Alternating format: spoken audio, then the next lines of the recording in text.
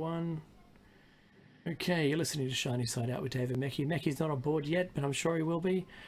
And this is listeners funded radio, so I implore you to jump into the chat room and push the donate button. This is a fast start to the show because I've already done the intro. I don't want to bore anyone. Hey, do you know what? In the absence of Meckie at the moment, and I haven't even heard from him via email or SMS, so I'm sure he's driving home. I wanted to just put a shout out to the people who have passed away in the last week, because the mini-me character from the Austin Powers movies, Vern Troyer, he passed away. And he was only 49. Goodness me. I'm 51. That's frightening. Jeanette Murray. Jeanette Murray.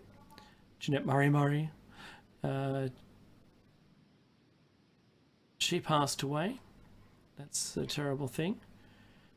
And there was another one, Big Daryl Eastlake. If you're an Australian sports fan, he passed away. That's a terrible thing. So sorry to hear him passing. I know of a lot of people who have met him. Either they served him drinks at the pub.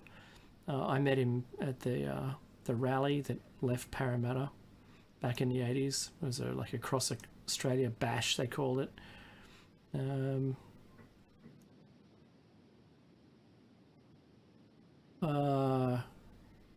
Yeah, see, that might be false, that one. Adam West passing away. But there was another one that we missed out on, clearly. Stephen Hawking, we forgot to mention him. Pivotal moment of the show, of time, of history, the smartest guy on the planet. When he passed away, that's terrible. And I'd been telling everyone that Russia isn't the enemy. I think I was right. Because now there's we're not going to launch missiles at each other, Russia and I, Trump says. And North Korea, well, they're going to quit their nuclear program and stop the long-range missile testing. Wow, that's a big step. Wasn't it just like 5 minutes ago in the news that we're about to be at war with them or something? So who is the real threat? Who is it? And in Meckie's absence, I would have to say, I believe it's China. This week, Australia had another incident of rite of passage through the South China Sea. And you must consider that an episode. That's another episode in the China gonna conquer the world business. Now, I know America's been doing the same thing, so, what am I, a hypocrite? No, because I haven't done it myself. I haven't claimed a bit of water there and, radioed anyone that's coming near me. Get out of my water. I can't be a hypocrite. Yeah, well, I'm on a side of hypocrites, I suppose. The alliance of the good people. I squint and furrow my brow. So when I talk about this alliance, the allies have a lot to answer for as far as, sticking their nose into the Middle East. And I'm going to say this, right? Doesn't matter who you ask, you need to remember that Saudis were claimed to be on the plane. Saudis. So, of 9/11, and where? Can you tell me where we attacked? Iraq. Yeah, that makes sense. Doesn't it? Somehow, I don't understand how that makes sense, but apparently that made sense to the governments of the planet. But that should be it. It should also be it to allow the Bin Laden's family out of the US in a no-fly zone. You tell me. You tell me where it makes sense. I'm just checking the chat room now. I ask everyone to jump into the chat room at revolution.radio. And if you're in the chat room now, just give me a hoy. Tell me the audio is okay. I do not know where Meki is, so you will have to bear with me. You know, all the stuff we've been doing about Nazis the last 7 shows, I have to tell you, has come off the back of 2 things. One, our own research into the Nazi Party. Neither of us have an allegiance to the Nazi Party. We're not nouveau Nazis, or I don't know what they're called. We're not part of any of that. Meki's family lived there. My family bombed there. Though we're not enemies. We have a thing here called the Returned Servicemen's League, and it's a club, and the club membership just entitles you to drink beer and have a meal, and the club's pretty big. And now, of course, they've got poker machines, and it's sort of like a little mini casino, but they're not casinos. This is they've got a badge draw, so all the members every day there's a badge draw, and if your name's pulled out and you're there, you win the prize. Thanks, Valerie, from the chat room. Audio's good, Dave, she says. There's also a member draw, so if you've signed in, guaranteed that one of those people is going to get like $100. That'll pay for your meal. They do that every hour as well. Interesting selection of food. Nice chicken schnitzels. It's a flattened chicken breast with breadcrumbs that's fried, very nice.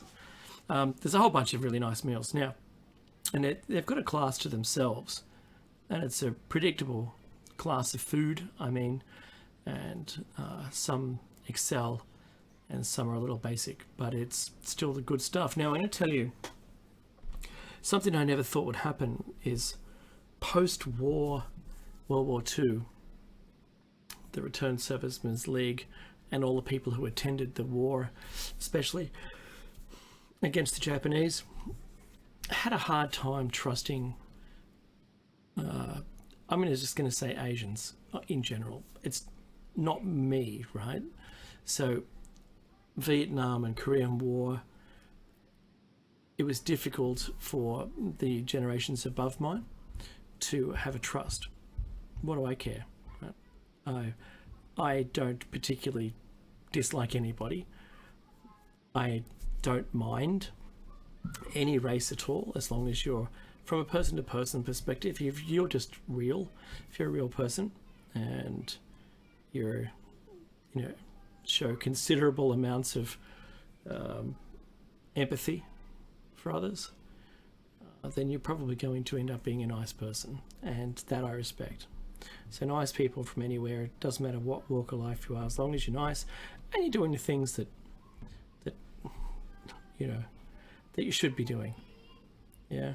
So generally across the planet, everyone should be nice to each other. So governments aside, right? Yeah, we're pretty good to each other.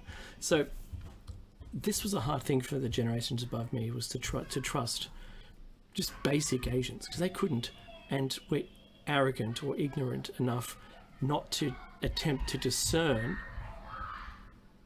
the different races between each other. Okay, so there was a lot of difficulty for them to trust anyone that was Asian. There's a big turnaround. In the last 15 years, there has been such a turnaround that now there's some RSL clubs will have, like an Asian restaurant inside it. So you can get chicken snitties, you can just call it snitty or schnitzel, and you can get, fried rice and whatever the Asian meal is. Now, I think it's a really big step. Oh my goodness, you're going to have to hang on a sec. I have to close my door. Trini, can you stop? Trini. I'll show her next. Close my door, please. Thank you. It's school holidays here, everyone, and we're hosting a sleepover tonight. There's tons of kids here having fun. All right, now, so yeah, I thought that was a big turnaround, and it's the generation that had the most difficulty, and they've made the turnaround, and I think that they're shining a light on how we should be behaving. Now, when I say I think the enemy at the moment is China, I think that's a global perspective. I don't think independently any Chinese person is any worse than any other person on the planet. Certainly, if China was doing the things the US are doing right now, I think we'd all have a problem with it. But they're not. And I think the world has a problem with the way America is like the world police for some reason. You can consider that an issue. I wouldn't like it if, I don't know, say I was a country that had a land border with another country, and the US were training people and weaponizing them and sending them over that border to me, a rarely controlled border, to try and topple me, and I was the government. I wouldn't like that. Imagine how bad that'd be. That's in fact what's happened. And when you listen to, oh, what's his name? Not Ed Dames. I forget the general, Wesley something or other. Wesley James, is it? When you hear his view on what he was privy to in the White House, that's an extraordinary thing. He said they had a plan for toppling 4 governments in 5 years. Of course, that went astray. That timeline stretched out a little. That just kept going. In fact, I think it's still happening. Think about this. I think there was 9 countries prior to the Iraq War which didn't have a installed central bank. It was like Iraq, I think Libya, or Afghanistan, and then Iran, North Korea, and Syria. Who's left? Iran, North Korea, and Syria. Does that tell you who's running a war? Does that give you an idea of where the money is, mind the pun? Because that's, I think, the driver here. Hey, and don't take my word for it. I'm sprouting information that I've already come across. So maybe if you come across information that you'll be able to, or quite rightly, agree with me and say, you know what? That guy I heard on the radio, I think he was right. I found out the same stuff. Try it. Look for yourself and see what you can come up with. Wow, I still can't believe Meckie's not here. That's something else. I've attempted yet again to make contact with him, and I can't see him on the call. Let's see. Invite to group call. I'll try again. See if he picks up, and I'll send him another SMS. In the meantime, short of picking Meckie up on the call, because I don't think we had much else to talk about, both Meckie and I, other than trying to or attempting to finish this show cycle. So we are on show 319. I'll see if I have that breaker in the show notes. I absolutely do. What I'm going to do, I'm just going to kick this off because I don't think Meckie's going to come back by the end of the show. Hopefully he will. If he doesn't matter. I'm going to message him and see whether he's on track or traveling or something. Because for the most part, you know, Meckie does a lot of traveling. And when he's not around, he's usually in the air going somewhere else. Or he's in a location that doesn't have very good internet. But because he didn't message me today, I always concern. Are you right for the show, I ask? All right. So I'm going to get right onto this so I can finalize this show topic and do excuse my pronunciation. I have the benefit of having Meki on with his German background, who, if all else fails, he's good to pick up on my mispronunciations, and he'll make some attempt to help me. But oh boy, I'm just not great with the German. The amount of 16 syllables in a word. So Hitlerphobes Anonymous, that's very funny. All right, so I've spoken about the history. Here we go. This is show number 319, and we're talking about Nazis in a cult. Evidence of the project's existence. At Farm Hall, after the war, whilst interned by the Allies, Professor Gerlach complained to colleagues about difficulties assembling the engineers required I'll put my teeth back in, required for his photochemistry project.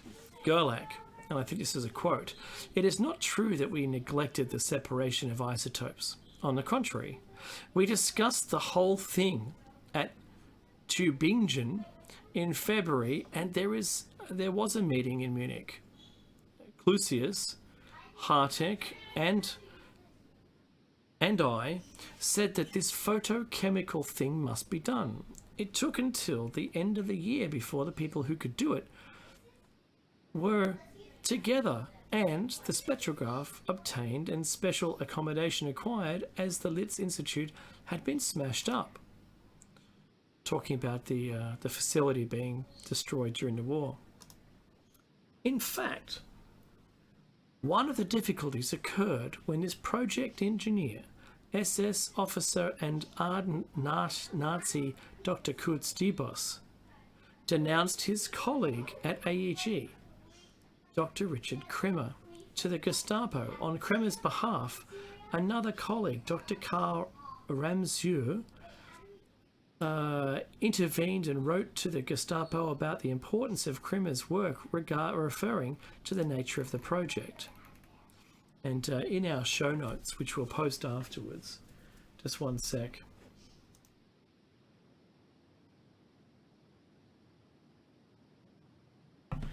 Let me have a look.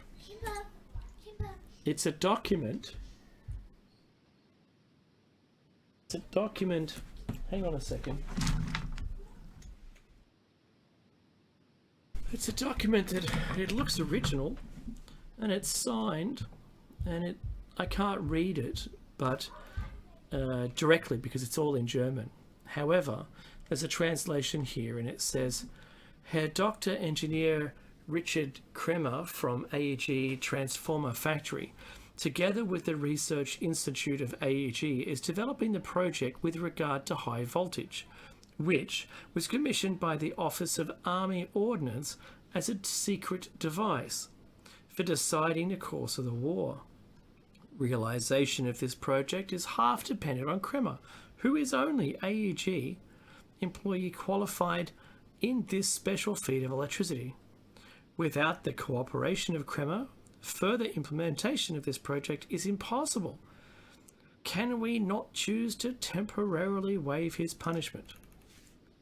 Writes the letter. So, anti-gravity claims. Unfortunately, the Nazi Bell attracts a lot of outlandish claims linking it to anti-gravity theories, or claims that it was propulsion system for UFOs. This is the author, I do not subscribe to nor agree with such claims. Wow, distancing themselves so much to try and get a little bit more credibility. Some such claims may have been intended for disinformation by the Sporenberg to his interrogators. Others may be founded on Dr. Ronald Richter's work in Argentina during the early 1950s on plasma shockwave-induced fusion and his claims in a letter seeking work in USA on plasma ramjet engines. Now, you know, the ramjet engine is now a thing, and the fastest jet engine there is the ramjet. Richter claimed this engine could enable vertical take-off fighters, but with fuel consumption 20 times greater than that of a comparable jet engine at the time, that is, by the way. Joseph Farrell wrote that Gerlach never before the war referred to gravitational physics, nor after the war returned to the subject. Oddly, the author points out that Gerlach made no reference to the subject during the war either. Farrell apparently ignores the obvious that this absence only corroborates the Bell had nothing to do with anti-gravity. Now, I'm going to interject here and say, okay, secret project, no one's talking about it, death to those who do, maybe that's the reason why no one spoke about it. Identities within the Bell project of the other Nazi engineers or scientists claimed or thought to be involved with the Nazi Bell were Professor Kurt Dubus, Dr. Ronald Richter, Ing Otto Cerny, Dr. Otto Ambros, Dr. Elizabeth Adler, and Dr. ING Dr. Richard Kramer. Witkowski, in his book, noted from Polish intelligence sources that the SS shot 66 scientists involved with the Bell to prevent their falling into Soviet hands. These, however, may have been captured Soviet and Eastern European guest workers. It's an interesting turn. There are two distinct bodies of scientists and engineers involved. Those who developed the device itself, like Richter, Kramer, Cerny, and Dubus, were more in the realm of high-voltage electrical engineers. Ambros, Adler, and Gerlach, on the other hand, were more likely concerned with the applications of the Bell device. Dr. Elizabeth Adler was a mathematician, said to have been evacuated with the Bell and Debus on a Junkers Ju-390 flight in April 1945. Mathematics play an important role in calculating particular deflection in quantum physics. Particle deflection. No record of Adler survives the war. However, Gerlach's assistant before the war was a talented mathematician, Miss Elizabeth Borman, who had also worked for Max Born. It is known that their favourite hotel in Stockholm was the Adler Hotel. Dr. Otto Ambros was expert in chemical warfare and chairman of Albert Speer's S Committee. The Bell served two different projects, one of nuclear physics and the other for biological warfare research, in particular studying the effects of radiation exposure on concentration camp inmates, animals and plants. Wow. Kurt Debus is best known for his role in managing V-2 launches for the SS and later working for NASA on Apollo moon launches. He also had expertise, however, in the measurement of high voltage discharges. My teeth, my goodness me. His official NASA biography says, born in Frankfurt, Germany in 1908, Dr. Debus received all his schooling in that country. He attended Darmstadt University, where he learned his initial and advanced degrees in mechanical and electrical engineering. He served as a graduate assistant on the faculty for electrical engineering and high voltage engineering while studying for his master's degree. In 1939, he obtained his engineering doctorate with the thesis on surge voltages and was appointed assistant professor at the university. During this period, he became actively engaged in the rocket research program at Peenemünde. A common criticism of the Bell story is that the only reference to existence is from Witowski's claim of Sporenberg's post-war testimony. However, Demas also described the Bell. Document dated April 22nd, 1943. Foreign Scientists Case Files, K. Debus, NARA/RG28, U.S. Nat Archive, College Park, Maryland, USA. Another reference to the Bell's existence comes from Professor Mieczyslaw Moldovia, a former prisoner of Gross-Rosen concentration camp who worked at the technical office of Fürstenstein Castle. That's the castle. Ah, right. One of the few to survive. Dr. Otto Cerny revealed his role in Nazi Bell in the early 1960s while working for NASA to Greg Rowe's father. Greg recalled listening to the conversation as a child and recounted it for Henry Stevens. Cerny described it as something like a ring of stones with a hoop inside which sat the bell.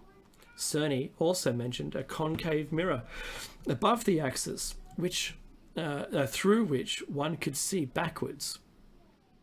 The JIOA list of scientists, most of whom were recruited for Operation Paperclip to work in and for the USA, the list refers to Cerny as ELEC, install, on supersonics, and that he had been attached to the Technical University of Vienna.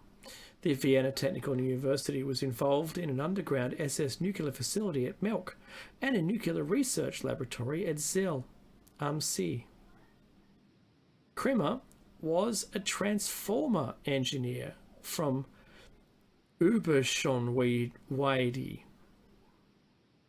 whom, together with AEG Research Institute, was developing a, oh my goodness, it's a high voltage project, and it's Hochspannungs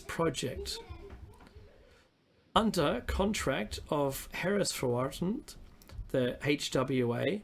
The project was reborn under the SS in July 1944, codenamed Charit Anlage, with the priority code reference SS/1040. When Krimmer was denounced to the Gestapo by Gerlach, AEG Research Institute's Professor Dr. Karl Ramsauer defended Krimmer's importance to the war effort and the highest priority work of Professor Dr. E. Schumann to secure Krimmer's release. Ramsauer's letter links the Bell with German atomic bomb research. Wow. Okay, clues to the Bell's purpose. Dr. Erich Schumann, of course, was working on designs in 1943 with Dr. Walter Trinks for hollow-shaped, charged, tactical atomic weapons using uranium-233 as their fissile mass. These tactical nuclear weapons fired super-hot slugs of lithium at beryllium and lithium deuteride, like deuterium. It's got what is it called again? 2 neutrons. To cause a brief rush of neutrons in what is termed a deuteron beam. The question, of course, arises, where would Schumann obtain extremely rare and hard to separate uranium-233? The answer, I suggest, is the Bell produced uranium-233 for Schumann. Rainer Karsk disclosed in his book, Hitler's Bomb, that Schumann and Trinks had a laboratory at Grief near Peenemünde, where Rear Admiral Otto Haxel experimented with superheated lithium at 20,000 atmospheres using hollow-shaped charges. Remember that the Germans created the shaped charge to penetrate the tanks. It's just awesome. It was still used today. So shaped charges are even on the end of RPGs. Dr. Ronald Richter experiment in late 1936 with arc furnaces whilst producing lithium for U-bait batteries. He discovered that by injecting deuterium into the plasma for lithium, it would produce radiation. Richter could use the level of radiation produced to monitor the temperature inside the furnace. In 1942, Richter was recruited to work on the Bell project. Ooh. Bell as a uranium-plutonium breeder. Otto Hahn experimented before the war with Lise Meitner on photofission techniques to determine the properties of slow neutrons and transmutation of elements. Because Hahn was not particularly gifted or insightful, he relied heavily on Meitner, who was a Jewish scientist fled to Stockholm in 1938. Hahn used the excellent airmail service between Berlin and Stockholm throughout the war to seek Meitner's advice, and unwittingly was the prime security breach for Nazi Germany's entire nuclear effort. Everything Hahn knew was relayed to MI5 through Operation Epsilon. That's one to note down, guys, Operation Epsilon. Dr. I.N.G. Ernest Nagelstein contacted the OSS in Switzerland on the 2nd of November 1944 and disclosed that the Ayer company was refining thorium to metal, and he claimed there was no known use in Germany for thorium. In pre-war days, thorium had been used as toothpaste. Oh my goodness. But this use had ceased during the war. Thankfully, apart from large captured stocks of thorium in France, which was suddenly removed to Germany in 1944 after Normandy landings. Thorium was also mined in the Erzberge, right next to the Wenceslas mine, home to the Bell project. Nagelstein added that Otto Hahn was working on the atomic bomb using either thorium or uranium. Other scientists known to have been involved included Dr. Hermann Oberth, who in late September 1944 journeyed with Dr. Herbert Jensen, nuclear physicist, Dr. Edward Tholen, and Dr. Elizabeth Adler, from Prague to Breslau. The Nazi Bell was located a short distance southwest of Breslau. Oberth's wartime expertise lay in developing special explosives. Schumann relied upon special high-speed explosive for his shaped hollow charge mini-nukes. The importance of Schumann being linked with the Bell project is that he and Trinks had made a patent application for a hollow charge A-bomb, which specified the use of uranium-233 as its fissile core. Well, there's a giveaway. Throw a patent out there for it, eh?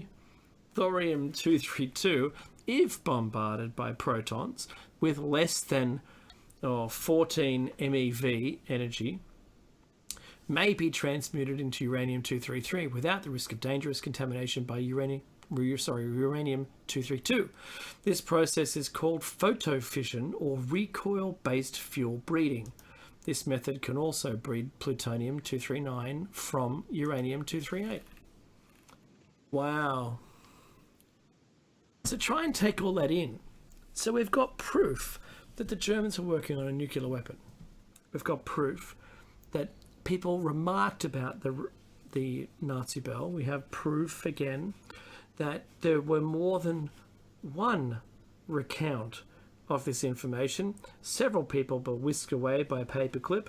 The documentation was whisked away to MI5 in England by Project Epsilon. And the proof of shaped charges is there. Because remember, to make a nuclear weapon, I wouldn't recommend Googling it these days, but if you wanted to watch a documentary on it, there's millions of them. and it's compressing a single point with very high speed charges that cause a pressure in the middle enough to create fission. So fusion's what the sun does. So a fission reaction, and it gets out of hand real quick, and it consumes the material within a radius, and all that material there is part of that. So when you put hydrogen in there as a hydrogen pellet, then you get a hydrogen bomb. And it starts to make sense when you start to look at the evolution of it. All right, so Hans Kammler, 1932.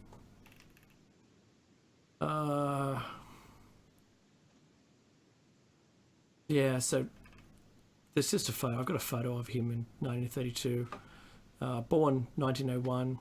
He was supposed to have died in 1945 near Prague, but since there was never a body found, he was presumably whisked away by paperclip. Presumably, because the date of his passing moved around somewhat and was never identified correctly. Even his close friends had differing stories. So, what do you really believe? There's a whole bunch in German. Good on your show notes. Even more in German. I think Meki was going to read that. Oh, goodness me. Yep, even more in German. This is all proof, you see. There's a diary extracts, and I can see a Luftwaffe here. During. Goodness me. And they go on. Oh, it's still in German. We're all the way to the end of the show notes. I think you know what? To be honest, we're going to have to wait for Meki to come back for the reading of these show notes, because that's where I get to. Show 320. I'm writing that in the show notes. Goodness me. I didn't look at the bottom of the show notes to see whether it was in English or not. Wow. All right. So we've got 15 to the top of the hour, and I'm going to invite anyone who's currently in the chat room to jump in. I'd love for you guys to jump in. Gone fishing with Fission. That's very funny. Batsman. All right. Please call in. I'd love for there to be a small round table, and I don't care what the topic is. You can mention or ask questions. You can just, maybe there's something you'd like to ask. Maybe something you'd like to bring up. It doesn't have to be related to Nazis or occultism or anything like that. Come on, I dare you. Call in. Remember, SJ was having all sorts of problems last week. I'm just going to make sure that in case SJ is listening, that he's welcome to call in. I'm just going to jump out and make sure I'm not in Skype on my device, so that will work. 5, 4, 3, 2, 1. Let me see if I can exit. Yeah, it doesn't like me exiting. Should do it. Because that was the problem last week. SJ couldn't call in because of that. If you'd like to call in, and you're in the US, 347-688-2912. I'm going to write it in the chat room just in case you don't get it in time. So 347-688-2912. I'd love to have you as a guest, because that's what this is all about. Can't put too many messages in. It's like one every minute or something. Hang on. There we go. That makes you feel good. I had a good week this week. It's tough. My new job's is fun. It's a challenge. My old job was maybe just a little too hectic. and I really would have appreciated a higher management role where I was before, but everything was bundled on me. Now, in a new role, I'm working for a company who consults, and I've got a consulting role at a client site, and the client is a respectable client. They're quite good. So, if anybody, I'm never going to criticise the work I work at, never. Right? But I'll say honestly that I'm really appreciating the depth at which I'm able to get information and provide that back to the business. So thank you for all the help me. Are you sure there's no one that's going to call in? Come on, Maxtor. Come on, Project. Batsman, anyone? Scorpio? You've been posting heaps of stuff, Scorpio. What are you doing?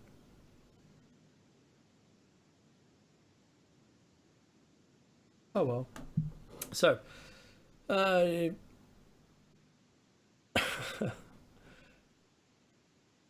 it's hard not to comment about what you see in the chat room. It's pretty funny. So, I'm going to mention that what was in the news. Okay, so you notice when a school has a stabbing now that the let's disarm everybody thing is waned again. Now, as soon as there's a stabbing, no one says anything. Oh, let's disarm people's knives. Knives are bad. Take all the knives. You don't hear that. You don't hear, let's take everyone's knives away from them. How do I cut my steak? You can't. You just gnaw on it. Because knives are bad. Because guns, they're like a big knife that does it faster. All it is. And if anyone tries to argue gun control with you, simply relate it to the example as follows. Fire requires heat, fuel, and oxygen. Those three things make fire. You take away the heat, there's no fire. Take away the oxygen, there's no fire. Or you take away the fuel and there's no fire. So, that's the example. And what do you think you could create as 3 items to prevent a mass shooting? Okay, gun. Yeah, that's the easy one. That's the low-hanging fruit. How about a location and a motive? They're the 3 that I can come up with. So the gun, the location, and the motive. If you take away the gun, yeah, sure, there's no shooting, right?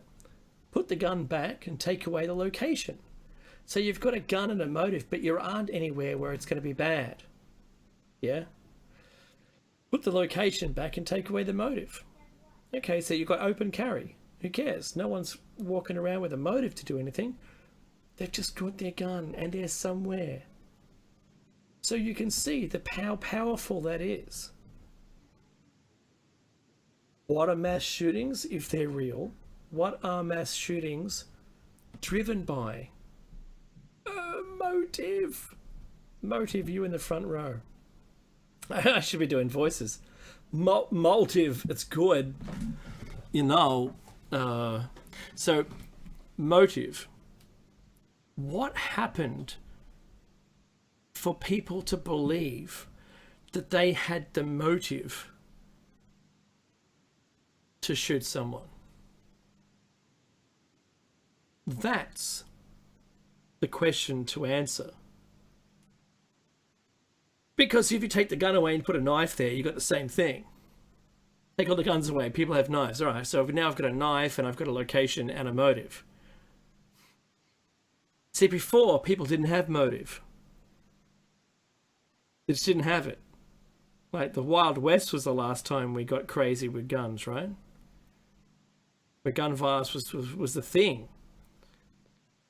And you were either a gentleman or you're the bad guy. So the bad guy was filled with motive. Yeah. So that's how I think about it. I think about the motive component and what happened in our society to breed the thought process that allows that motive to drive you to do something. I'm impressed if motive allows you to accomplish something wonderful. I'm impressed if motive gets you off your butt painting or doing art or writing music or performing or, I don't know, going to college or university and studying to be a doctor or an engineer or something that does something. If motive gets you off your butt and you become a tradesperson, right, and you're doing electrical or plumbing or building or whatever it is, right, awesome. Because all the electricians and plumbers in Australia are like the nouveau rich, right, because their hourly rate is so high and they're in such high demand that they can turn work away, and they've got more money than anyone else now, living in great houses. Good for you. I'm still trying to get a plumber here to fix something for me. Now, what did we do wrong? How did we get to this point? What was it about our schooling? What was it about our environment? Was it the fact that MTV came online? Is it desensitization through video games, where motives just seemed easier? It seemed like it was an easier step. It wasn't like 50 steps away from an action. Your motive doesn't just turn the action on. There should be consideration and a process of trying to work that out. I mean, what did we do wrong? I respect someone coming on and giving me some advice, because we're almost at the top of the hour. We're going to be like another minute and I hear the music.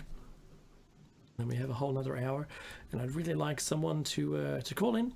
We can have a chat, just you and me, and all listeners listening in. All right. So I'll take this moment to also suggest that that Meki and I would normally acknowledge, but in Meki's absence, I acknowledge the traditional owners of the land. Where I live, it's the Darkinjung people, who we pay our respects for, the elders past, present and future, and we also remember that beneath our houses, the concrete, the roads, and all the buildings, and there are lands which have had stories passed down for 240,000 generations. I'll see you after the short break. Don't forget to donate, and I want some callers after the hour.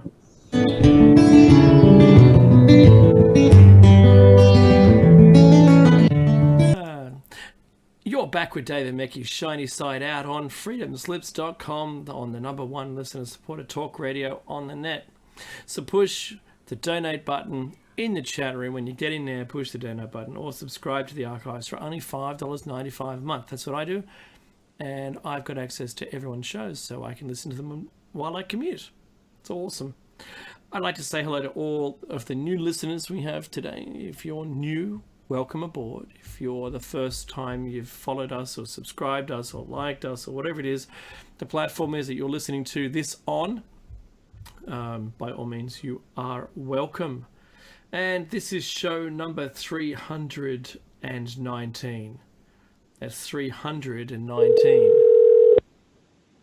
Goodness me.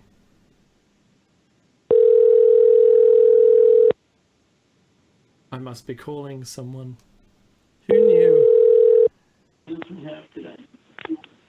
I was wondering if this is Nick. Yes. Yeah, you're in air. You're in air with me, buddy. Did you want to be?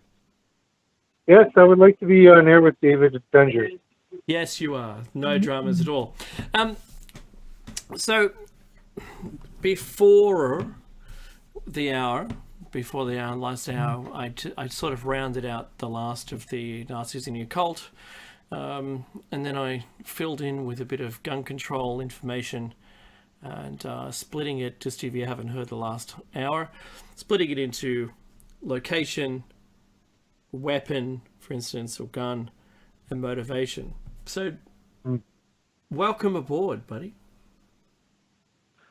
You know, I listened to the last hour, but not the last couple of minutes. Oh, no. So I'm listening now. and somehow, you called through Skype, which relays to my cell phone. So I'm actually talking to you through my cell phone. Oh, that's awesome. And, As long as you haven't got a tinfoil hat on while you're doing it, because it amplifies the signal to your pineal gland, and that's probably a bad thing. well, you know what I did was I exchanged my tinfoil hat for my tinfoil underwear. So I'm safe. That's much better. Without sacrificing the cell phone. Good. Okay, so what I did before the top of the hour there, I likened a fire, being able to extinguish a fire by removing the heat or the fuel or the oxygen. Right. Okay, and I likened that to a mass shooting where there's a gun, a location, and a motive. So you remove the gun, there's no shooting. You remove the location, so someone has a gun and a motive, but they're not anywhere it's going to harm anyone. Still no shooting. Or you have a gun at a location but with no motive, and there's no shooting. So I was asking the question before, what do you think we've done in society? How have we failed so poorly as to allow people with even the slimmest motive to believe that it's an actionable point for them to have a motive where they believe they can kill people with it? So right. How has that escalated so much out of control? Because, you know, if I was lucky enough to go into Texas with an open carry law, I'd do that with pride. Mm. I'd wear a gun on my hip, and I'd actually feel pretty good about it. Because if everyone's doing the right thing, how awesome is it, right? Right. I respect firearms. That's where I'm coming from. I respect them. Well, it's the same question as, why are people in London or Texas so polite? And the answer is because people in London carry swords, or the answer was because people in London carry swords. And if you were polite, well, things might not be so okay. And people carry guns, so if you're not polite, well, things might again not go okay. So, it's a question of freedom. As long as everyone has freedom, then why would anybody even care to infringe on the freedoms of other people? Hmm. And in a truly free society, and I'm not talking about capitalism. People talk about capital. Capitalism is just the endless accumulation of other people's property. Mm-hmm. Capitalism is monopolism. And so if we have, I was just about to post actually in the chat room a link on anarcho-syndicalism, which you can read here, is a theory of, I'm going to say a swear word, anarchism, where views that revolutionary is another swear word because it's going around in a circle ending up where you started. But revolutionary industrial unionism or syndicalism as a method where workers in a free market society gain control of an economy.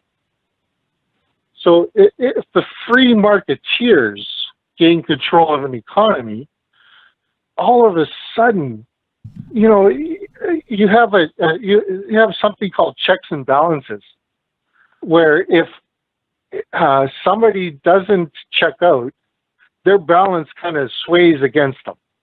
So it's a self-balancing system that controls itself and it says here, control, influence, border in a broader society that consider economic theories as a strategy for facilitating worker self-activity and as an alternative to cooperative economic systems with democratic varieties and production centered on meeting human needs.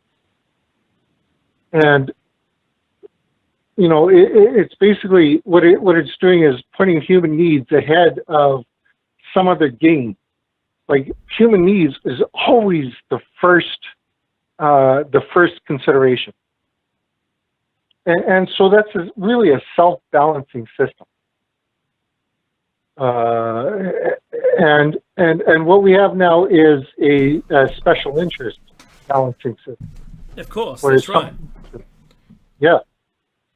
So, do you know all the people who have money would not want the system to change? Right, because they just want more. That's capitalism. They don't. Yeah, that's capitalism, and they would not want to lose their position on the ladder, right? Yeah. Now, every time I mention something similar to this, and I appreciate where you're coming from, because inevitably, if you, let's just liken the game Monopoly. How many winners are there? One. And how destitute do the others become before they win, right? That's what I tried to sell to Max Kaiser, of all people. I'm a follower on Twitter. Is how is monopoly? How is capitalism not monopolism? And the what I call capitalism is the kleptocratic monopolism, whose philosophy is the endless accumulation of other people's creative energy and property. Mm-hmm. I forget exactly what the tweet was, but I mean, you know, it's just endless accumulation. That's capitalism. Yeah. Look, even billionaires are still striving to earn even more money, even though you have to consider it extremely difficult to spend that much money. Mm-hmm. So if you're just living as a human being, $1 billion is more than if you had it in the bank, that would your entire family would never have to work ever again for the rest of civilization.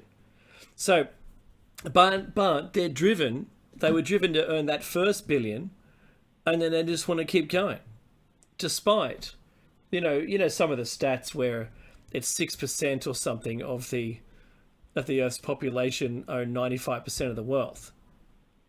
Mm-hmm. You know, it sounds silly when you start to think about it, but I'll reiterate though.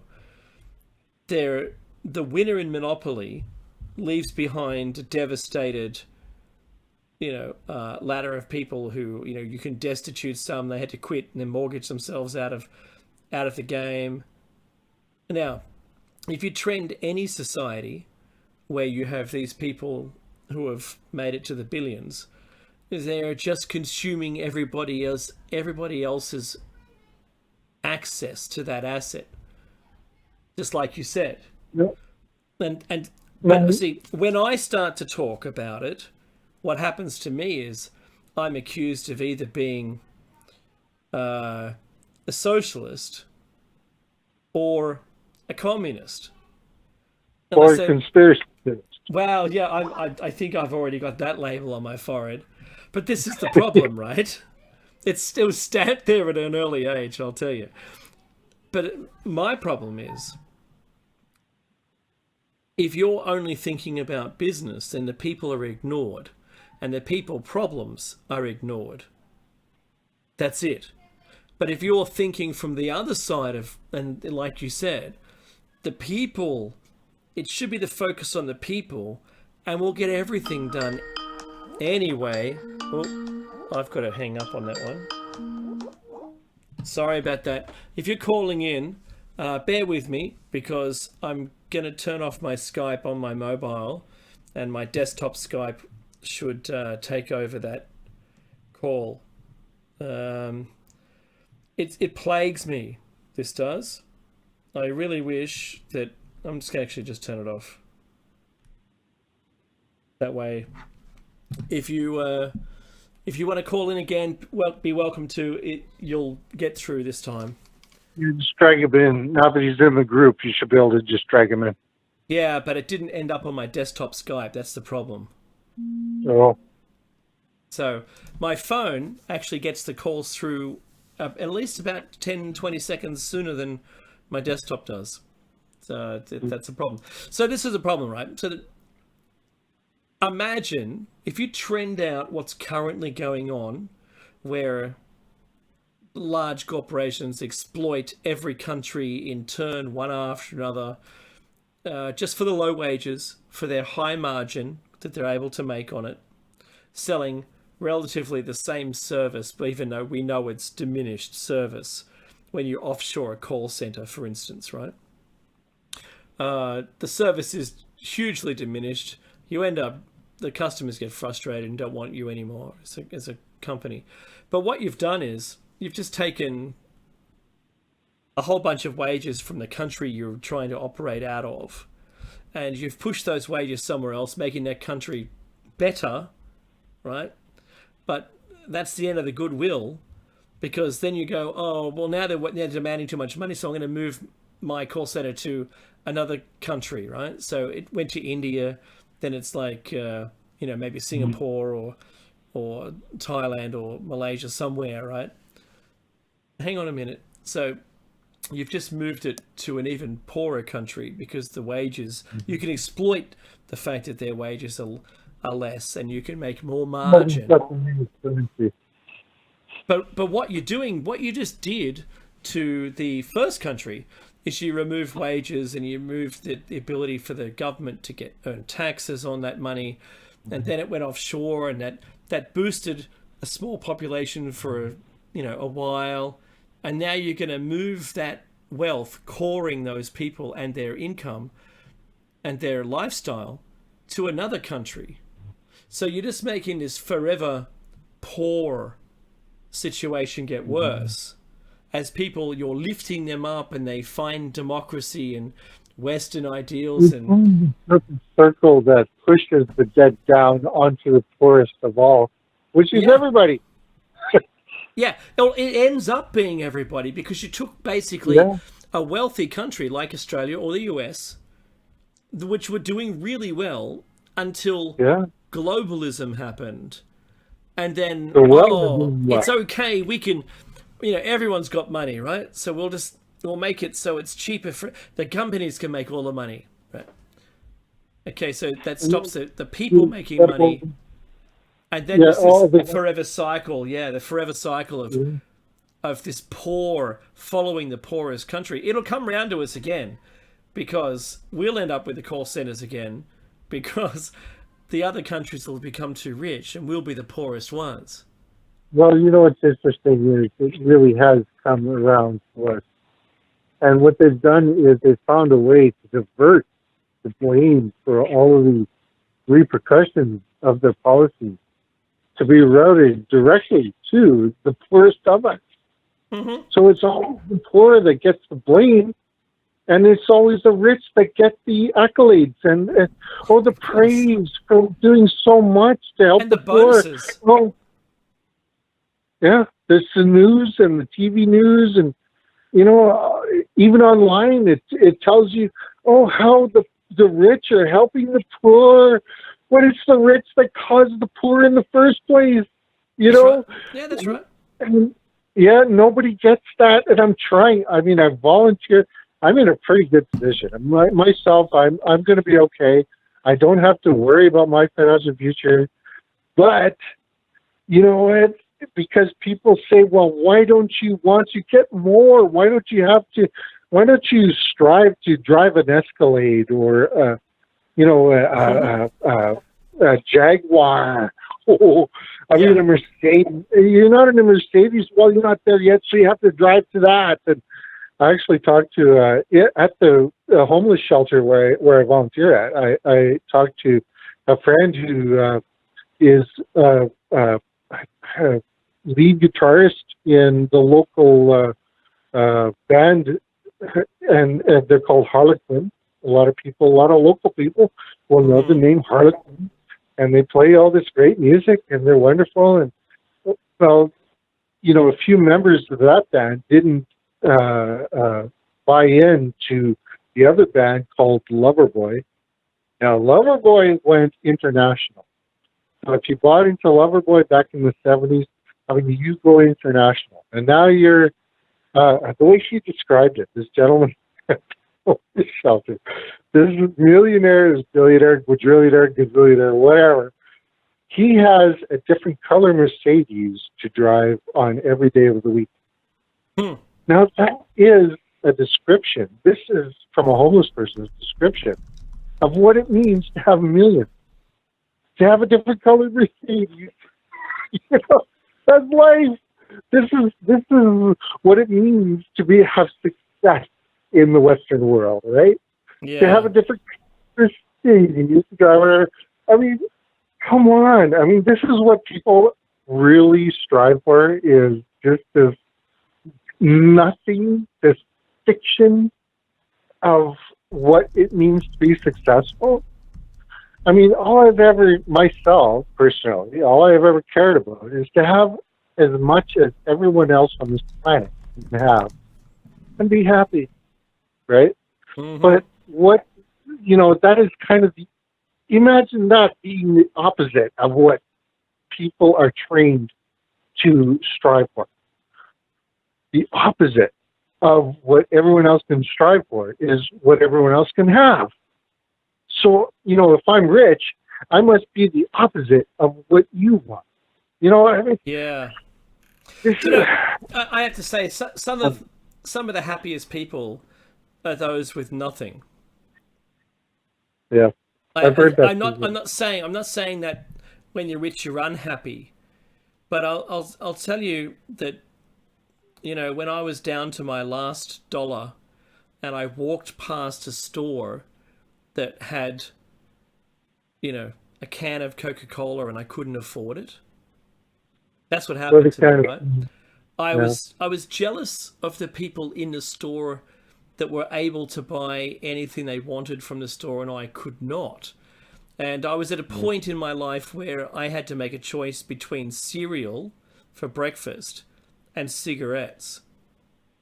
Yeah. Right?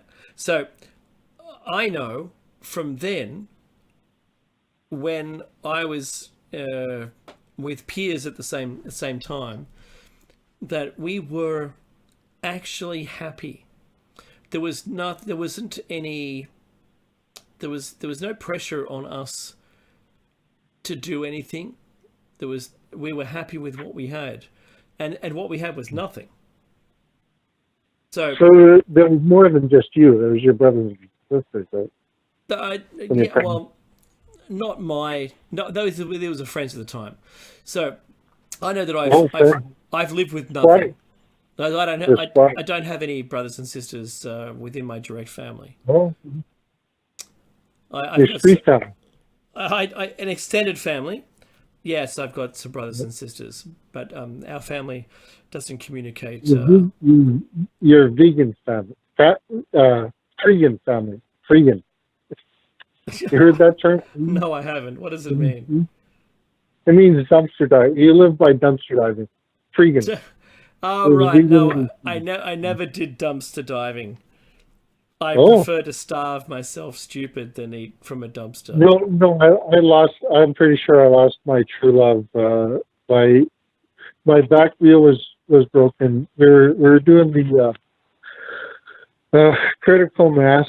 We were trying to, like in this city, Winnipeg, we were trying to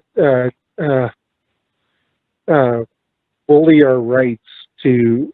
There's never been a city more unfriendly, designed to be as unfriendly to bicycles as possible. And so we kind of do our protest every last Friday of the month. And wow, I don't. Anyway, it was just one girl who was giving me signals. I just didn't know that, but it's immaterial. The point is, we're trying to live free, and it wasn't even. I mean, she brought us to a dumpster, and she even got some amazing stuff. A full pack of unopened cookies and that. I kind of rode away because my back wheel was so bad; it was breaking spokes as I moved. And it was kind of anyway. What you're talking about reminded me of another missed call in my past. And it could be helpful to others in that you never know when that person or thing, event, it doesn't even have to be connected to a person, that event that you missed. And it could have created a thread that not only saved your life, but saved, other lives. And who knows, even the world. I mean, that's how it connects. We are all part of this world. We're all part of this quantum creation. I mean, as far as, and I use the word quantum, and so I'll say that we all create our own, we create reality in our perception. And so do others. Everyone around us also create their reality in their perception. And where these realities overlap creates the world we live in. So when we relearn to get together and create this reality together instead of apart, like SpongeBob, if you want to know why the young are so lost and don't know where to go, just watch 5 minutes of SpongeBob. And you'll find out why nobody knows where to go, because the 5 minutes of my life that I wasted watching SpongeBob was SpongeBob in a kind of a barn or something, finding a shrink ray and shrinking everything in his sight, including his friends. And they all grab these shrunken axes and shovels because they're all pissed off, right? And they climb into SpongeBob's sponge pores, the holes in the sponge, and they start chopping at his brains with axes and shovels. This is, I actually talked to a young person and described this, and she said that, yeah, that's kind of what SpongeBob is. We're always like that, but yeah, that's what it's all about when you talk about the theme of SpongeBob. So I call generation the millennials. I call them the Generation SpongeBob. I think, Dave, you're part of Generation X, right? No.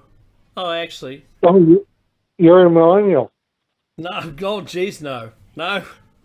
No. So what are you? I'm 51, so... Okay, so you're Generation... you're transitioning between Boomer and... I'm after the baby boomers. And I wasn't. I'm Gen X, and not Gen Y, and not a millennial, right. And not a Gen Tech. Right. That's the new one. Oh wow! That's why we have such a great combo here. That's what it's all about. All we got to do is understand that we create our own reality in our minds, and that your neighbor creates their reality in their mind. And when we understand that, when we can connect, have that daisy chain from neighbor to neighbor to neighbor to neighbor, nobody can take away our peace and our prosperity. Mm-hmm. Right? Hey, yeah, I wanted to. You're absolutely right, and the quantum reality we live in is a combination of all of our thoughts. I forgot an R.I.P. mention, a rest in peace mention, or Vale. Parkdale? Art Bell, yeah, absolutely. I can't believe that I forgot to mention that because um, I was on Triple M, which is a commercial radio station here, for only a very short time, and I met a tremendous fellow, Vic Davies, and he was he went from AM to FM and survived, his career in commercial radio. He's been a big friend until he passed away, and it was after the Triple M stint, after then, when Art Bell retired from Coast to Coast, is my motivation for getting into radio, especially with Revolution Radio, because they were doing the things that no one else was doing, and they were talking about the topics that no one else was talking about.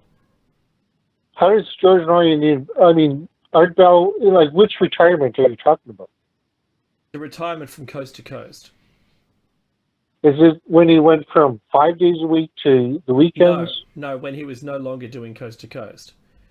Oh, okay. And, okay, I see. And George Norrie took on the reins, and so Coast to Coast sort of disappeared and came back, and then Wow. Right. So that was my motivation to go on and talk about my paranormal experiences, to talk about where I came from and how I'm trying to learn more. And then he moved to Paramp, and he was, he sort of had a mild comeback, and there was a lot of talk about him going back to Coast, that was never happening. And then he tried to syndicate, and he really wasn't, it never actually eventuated. And he tried one station, and their feed went offline, and he pretty much gave up. So look, respect to the man. He had a good show. I listened to almost all of the archives many times over. Really? And my favorite was the guy that decided that he was going to fly into Area 51. I remember that. Remember that one? The retired pilot. Yep. The retired gentleman who was flying his own plane. Wow. Right. Yeah, that was amazing. Yeah, that was amazing. The other fellow, that it seemed like it was declared a hoax later on. Not that one, but where the guy said the guy where he rang up and he was really scared, like the government was after him, and he was talking about a technology, and then he got cut, and the station went down during that call, and came back online again. And hopefully they're after us for even saying it. Well, it's funny. All I can say is he opened a lot of people's eyes. Yep. To a genre that wasn't widely talked about, and my hat goes off to him for that. Now we have the Alex Joneses of the world, who are a little bit more shock jockey, and trying to bring people over, like at least open their eyes. Now I know he's going through his own dramas. Who isn't? But we mop up what happens afterwards. So on Revolution Radio, that's what we do. So people are woken up, don't know where to turn. They maybe get a little tired of the people that woke them up, and now they're looking for alternative media. So there's a lot of places to go to for that. I hope that Revolution Radio is the stopping point. I hope that if you're on your journey of discovery of what else there is in the universe, that you find an information source that's reliable, that can get you there. And I know that both Mecky and I, it's taken us a long time to get to where we are, and it's not easy. It's not easy trying to find the truth from the chaff from the wheat, as they say. It's growing up in a world that makes almost no sense, Mm-hmm. and you want to make sense of it. And everybody else is kind of buying into what they say makes sense, Yeah, but it doesn't really make sense. that's right. And so what you got to do is try to find somebody who understands this conundrum.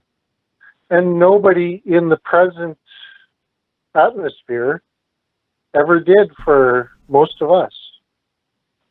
We only had the internet.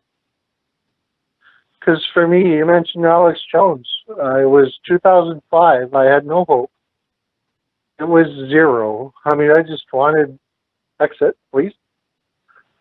But then I found Alex Jones in 2005, Yep, who voiced everything I suffered. that's right. Everything. Mm-hmm. With zero anybody else saying anything like that. And it all made sense. And so, to this day, finally Alex Jones has dehypnotized himself from this trumping everybody's minds. And, okay, David, let me tell you this. I was listening to Alex Jones. Mm-hmm. And I was so eagerly waiting for the first interview with Donald Trump, the pretty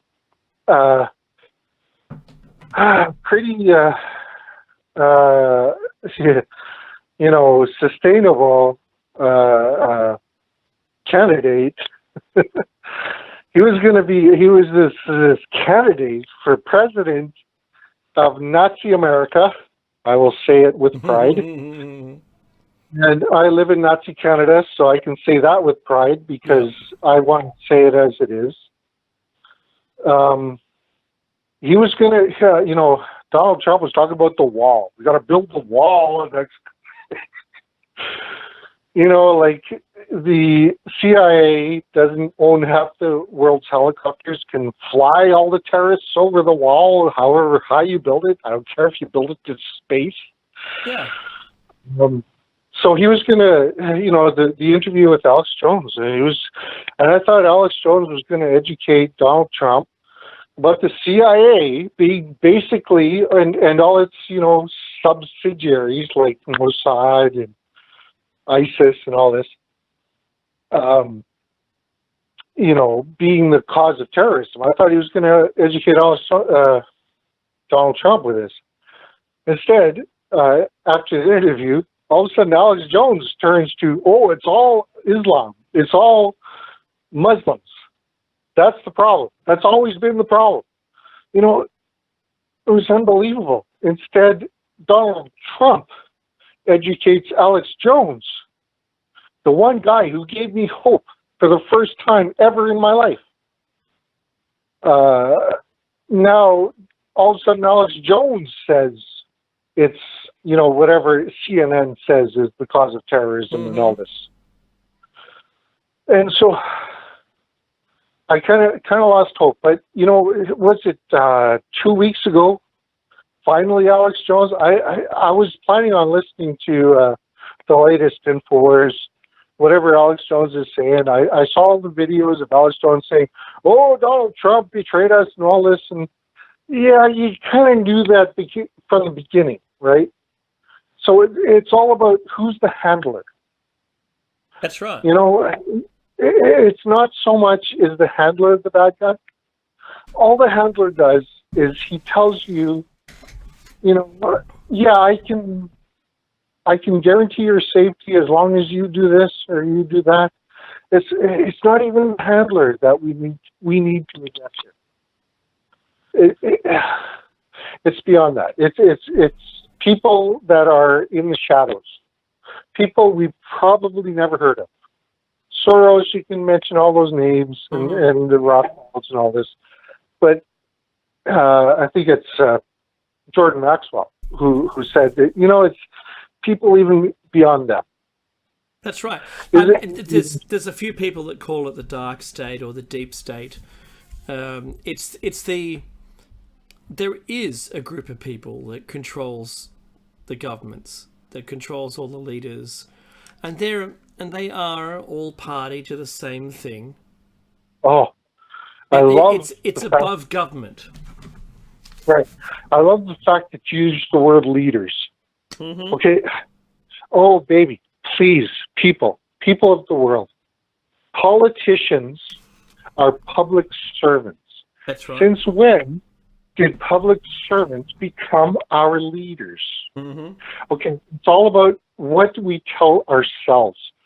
Don't care about what we tell each other.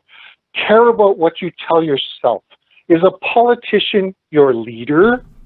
Are these psychotic, these mindless, parasitical, insectile sycophants, are they your leader? Or are you your leader? Once we all learn to be our own leader, that's when we can free ourselves. Good point. Never forget, politicians are not our leaders. They're supposed to be our servants. So we need to disconnect what we're telling ourselves from what, is supposed to be. Yeah.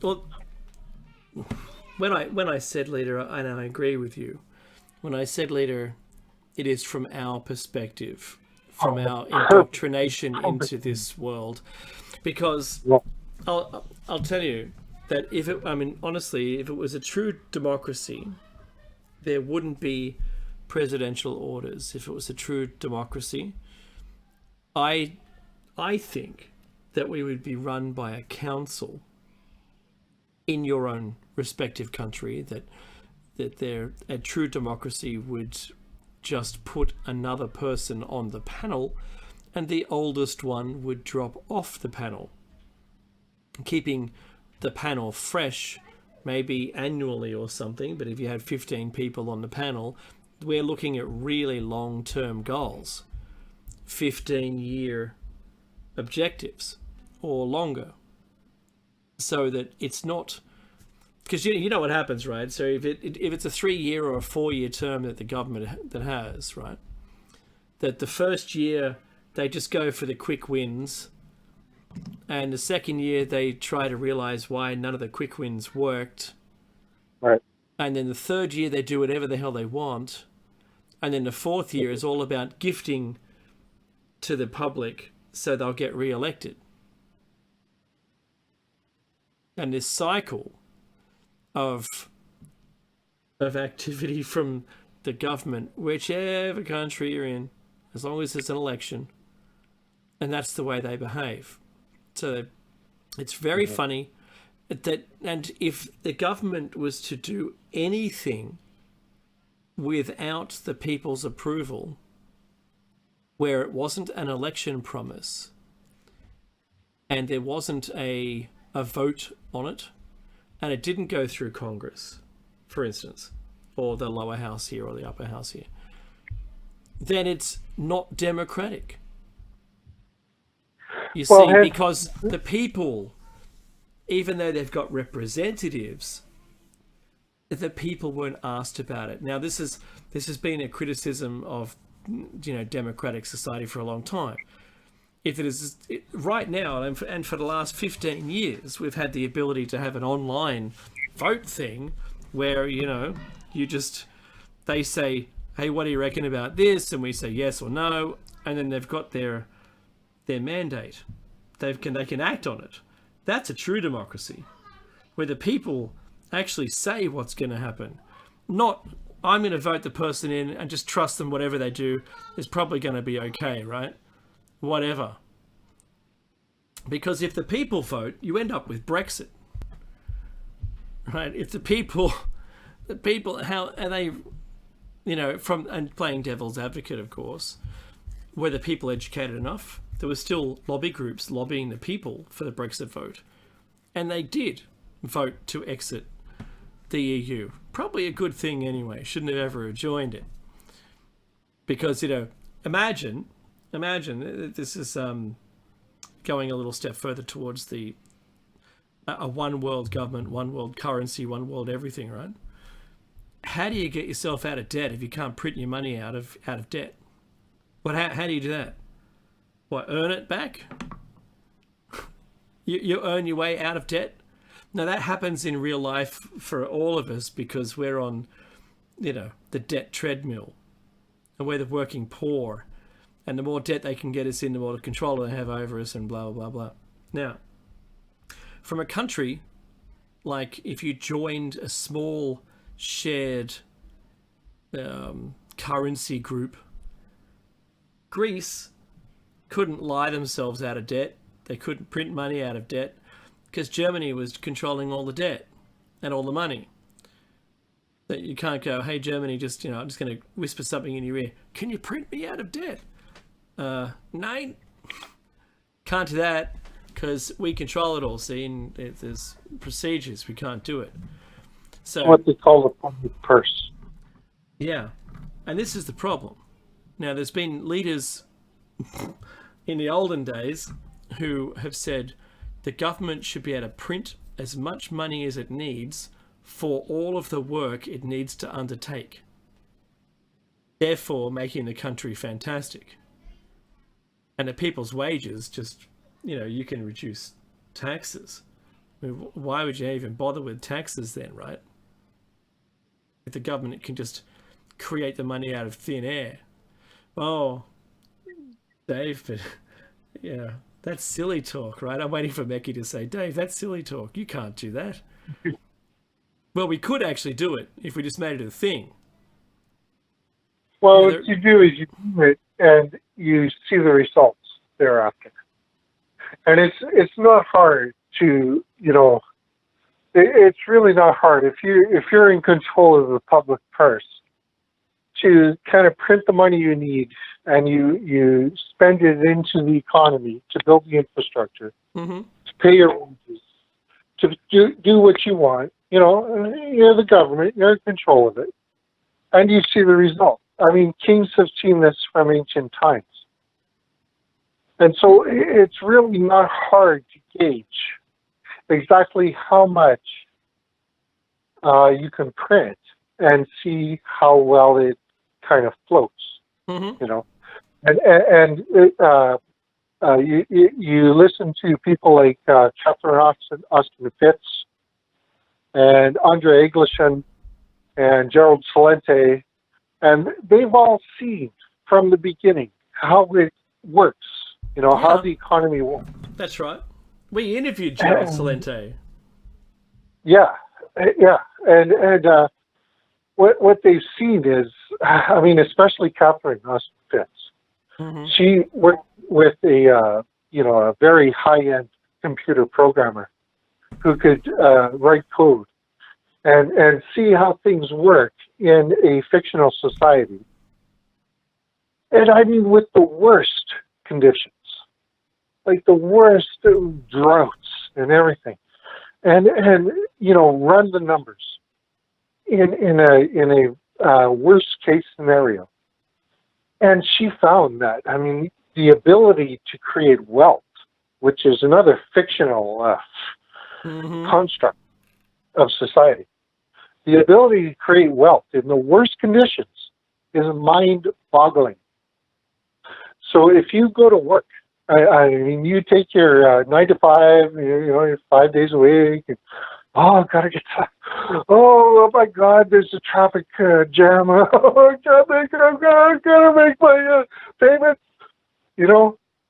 That is such a lie, because the ability to create wealth in the worst case scenario, I mean, we're being paid a pittance, an eyedropper full of the wealth we generate when we actually make it to work. And there's no traffic storm. We can just get there and we can work. That's what most people do most of the time. They get to work. They get to create their. I mean, the ability to, the amount of things you can produce when you make it to work for 8 hours a day, 5 days a week is astronomical. But we're all led to think that if you can't work 8 hours a day, 5 days a week, you got to starve. Oh my God, I can't make it 5 days a week, 8 hours a day. I have to starve now. My children's tired, and there's no future. And kind of since the 80s, they've been telling us that automation has been replacing us. Oh my God, I can't have my 5 hours, 8 hours a day, 5 days a week position because of automation. What they're telling us is they're using technology to replace us Yeah. instead of free us. We can't just work a couple hours a week. We can't retire at 40, which is what we could do. We can retire at 40. We can graduate high school at 14. We don't have to wait till we're 18 to graduate high school. They're saying we have to wait till we're 18. You know, this is all a lie. This is the lie that we're fed, and we're all led to believe that we have to work till we're 30. I mean, we have to go to school till we're 30 so we can work till we're 80 and then die. Just think, You know? I agree with you. What I've seen, you know, we saw let's say, the destruction of the typing pool. Yeah. By putting a printer in. I've seen a place where it's been announced to me that this was once the typing pool, and there was seats in there, and the typewriters have been removed.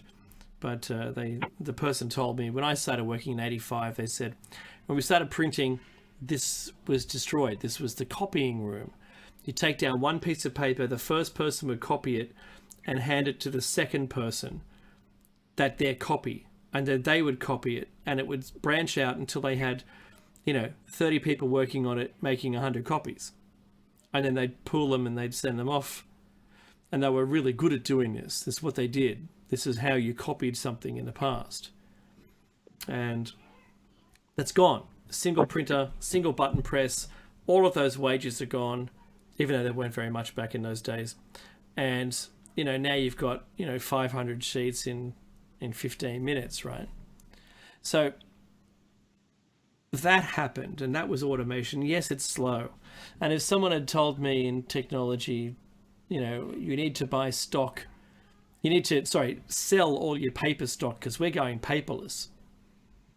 Well, I think we're just hitting the peak of the curve of paper. Honestly, it's taken this long, 30 years, for us to get to this point where we shouldn't really need to print anything anymore. We shouldn't need to write anything down on paper. It should all be done from a business point of view. It should all be electronic. Right? We don't need money anymore. That is a dark age relic. We So, don't need money. no, well, money doesn't. You're right. Money doesn't need to exist. But I'm watching. The only reason why people are employed today is because no one bothered to write the software for them to be excluded from the process.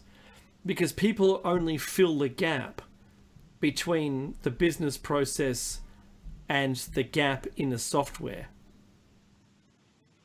Right? I've seen fully automated B2Bs, which is business to business, where someone makes an order, it places the order with the external party, and that order is fulfilled by the software, and the external party sends the goods to the person who ordered it, right? And no money changed hands, all electronic, and no person touched it, and yet it's fully automated, right? There's no people. In the olden days, the phone would ring. Okay, yeah, you want to place an order for how many of those? Yeah, okay, 20. All right, they'll be there tomorrow. And hang up the phone, and then pick the phone up again, and then call the distributor and ask them to send those things to the other people. And they go, okay, so it'll be on the invoice. Yeah, you just invoice us, and we'll invoice them. So that's the way it used to happen. But now I'm seeing complete shift. So the shift is none of that stuff happens anymore. The only people that have to be employed are the ones where the gap in the software exists. And eventually, I suppose, because now they've got robots so smart that if you have a robot watching the person do it, the thing that they're going to be replaced doing, and that includes cooking for that matter. So you can have a robot chef now, and I've seen this in a trade show, and the person shows the robot how to make an omelette, right? And then the robot uses the information it witnessed to then replicate that omelette And I don't mean like a clunky tin man from, Yellow Brick Road trying to do it. I mean, this is state-of-the-art stuff, and it's able to use, like in the olden days, what was it? Fuzzy logic to determine, like, spatulaing eggs in a dish isn't, I expect the entire thing to come out or stirring it around, or making scrambled eggs for that matter. You don't just move the spatula randomly, copying the exact move that I did, because I made those moves based on what I had to encounter in the pan with my with my spatula, right? So the robot has to understand where it's spatulaing and why it had to spatula that egg around. And it can do that now. We're at this point where, like you said, we should be educated enough to communicate with each other. And that's pretty much the limit. So how are we going to get down to 500 million, according to the Guidestones, the Georgia Guidestones, without a conflict? Because all of this stuff is going to automate us out of existence. We won't need to exist to do anything anymore. We're supposed to have all of this leisure. So when does that happen, when we don't need to pay for anything anymore? Yeah? When does that happen? Because, we need to go to work to earn money to get the stuff we have. So if we don't have a job to do that, and we've been basically wrestled out of the equation, then we're either all going to starve ourselves down to 500 million or something else happen. What do you think happens? Are you with me? The 500 million becomes an lesser species. It all comes down to people understanding the reality they create.